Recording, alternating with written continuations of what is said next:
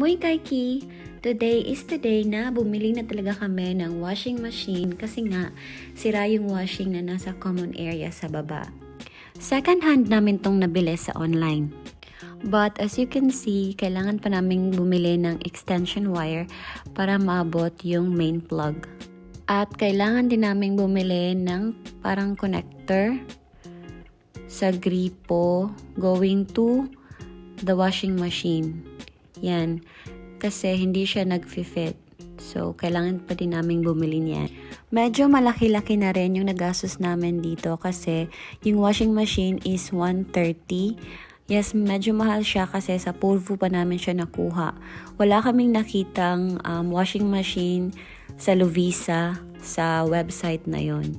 Plus 20 euros na delivery fee at buti na lang tinulungan kami ng seller na buhatin siya papunta sa apartment room namin. Medyo pricey din yung connector na nabili namin which is 16 euros plus the extension wire na 5 euros. So para sa amin, mahal na siya kasi hindi pa kami sumasahod. Buti na lang talaga at nag-fit yung connector kasi nagdadalawang isip kaming bumili kasi medyo pricey talaga siya at hindi kami sure kung mag-fit. At good thing, nag-reply din naman agad yung seller nung tinanong namin siya kung ano talaga yung size na kailangan. Kaya in-advise talaga ng agency namin na magdala ng extra money para sa mga ganitong sitwasyon. So yun na muna guys, salamat sa panonood. Bye!